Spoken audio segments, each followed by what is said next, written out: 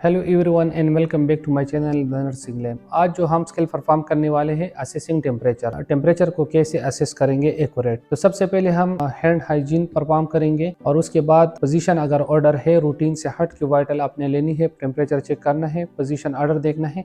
इसके बाद आपने करेक्ट पेशेंट को आइडेंटिफाई करना है और पेशेंट को आपने एक्सप्लेन करना है कि मैं आपका टेम्परेचर चेक करने वाला हूँ। अब पेशेंट की कंडीशन आपने देखनी है सिटिंग पोजीशन लाइंग पोजीशन दोनों में कि वो कंफर्टेबल है कि नहीं। अगर हाई टेम्परेचर में पेशेंट सिटिंग पोजीशन में है तो मेक श्योर कि वो कंफर्टेबल पोजीशन में हो, शिवरिंग की वजह से वो गिरे ना चेयर से। लाइंग पोजीशन में भी आपने पेशेंट को सबसे पहले कंफर्ट पोजीशन पे लेके आना है।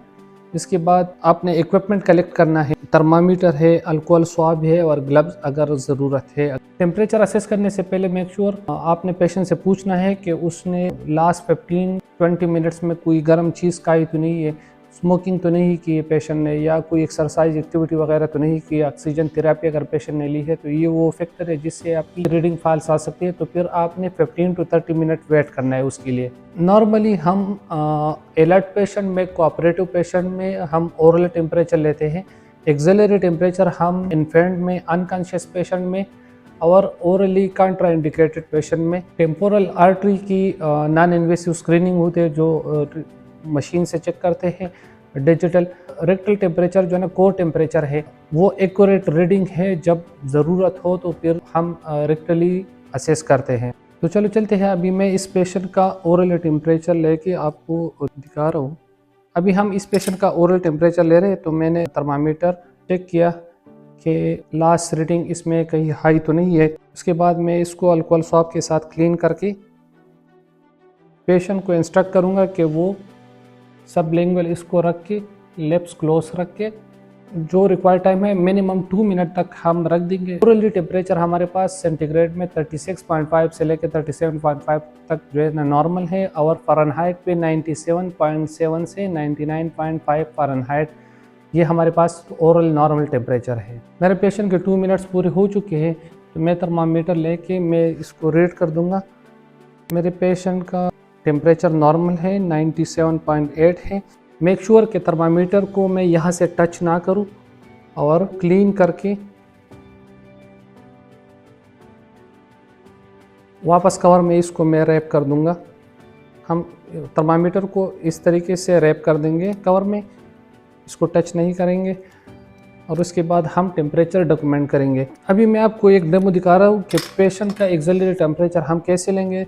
तो सबसे पहले हम रीडिंग चेक करेंगे कि वो बिलो 35 सेंटीग्रेड एंड 97 फ़ारेनहाइट से कम हो। हम एक्सिला को जो है ना ड्राई कर देंगे अगर मॉइस्ट है। इसके बाद हम एक्सिलरी पे यहाँ पे रख देंगे under the arm, under the cloth, और हम पेशेंट को इंस्ट्रक्ट कर देंगे कि वो इसको टाइट करे टुवर्ड चेस्ट, अपना हाथ रख के टाइट मिनिमम 2 मिनट्स के लिए।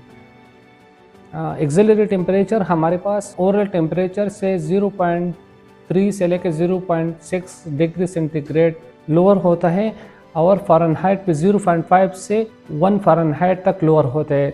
सपोज़ अगर मेरे पेशेंट का टेम्परेचर 99 है एक्सिलरी तो उसमें से मैं 1 माइनस करूँगा कि मतलब वो हमारे पास 98 कंसिडर होगा और मैं डॉक्यूमेंट करूँगा कि 99 एक्सिलरी था तो -1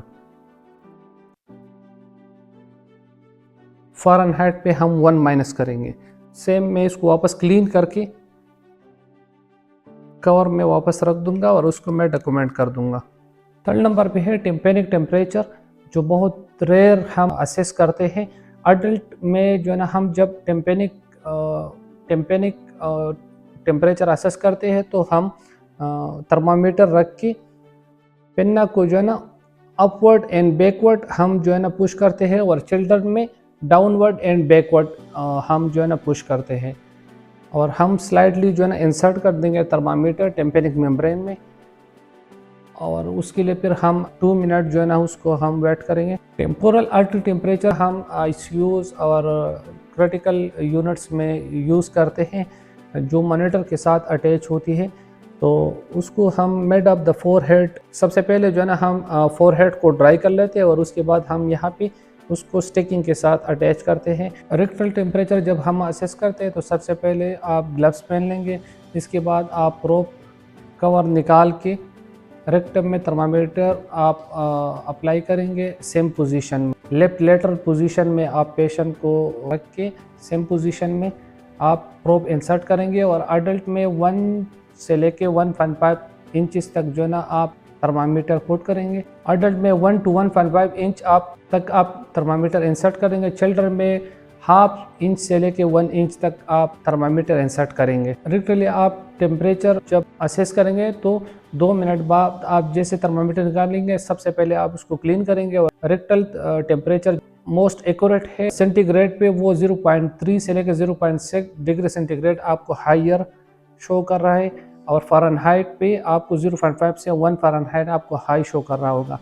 तो वो अगर इनकेस आपके पास 100 आ रहा है तो उसको आप 99 डॉक्यूमेंट करेंगे। रेक्टल टेम्परेचर असेस करने के बाद आप हैंड हाइजीन परफॉर्म करेंगे, थर्मामीटर को आप क्लीन करेंगे, आप पेशेंट को असेस करेंगे कंफर्टेबल पोजीशन में। टेम्परेचर के आप डॉक्यूमेंटेशन करेंगे, आप टाइम डेट डॉक्यूमेंट करेंगे और कौन से रूट से आपने टेम्परेचर असेस की है तो साथ में आपने रूट मेंशन करना है डॉक्यूमेंटेशन में। कॉमन एरर है जिसको आपने अवॉइड करना है, सबसे पहले ये है कि आप इनकरेक्ट रूट की सिलेक्शन करते हैं। बच्चों में इनकेस अगर आप ओरल टेम्परेचर लेते हैं तो वो एक्यूरेट रिजल्ट आपको नहीं दे सकता क्योंकि वो बच्चे होल्ड नहीं कर सकते, सबलिंगुअली थर्मामीटर को होल्ड नहीं कर सकते।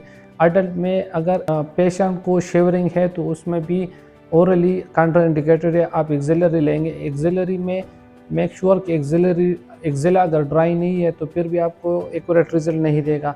डॉक्यूमेंटेशन में आप रूट मेंशन नहीं कर रहे हो। इनकेस आपने रेक्टल टेम्परेचर ली है और उसमें से आपने 1 माइनस नहीं किए तो वो शो कर रहा है कि पेशेंट को टेम्परेचर है। ये भी एक फैक्टर है, अगर आपने ओरली टेम्परेचर लिए पेशेंट का और उसने उस दौरान चाय पिया है या कोई गर्म चीज़ खाई हो, उसके फ़ौरन बाद आपने टेम्परेचर ली है तो वो भी एक्यूरेट रीडिंग नहीं होगी। Thank you so much for watching this video.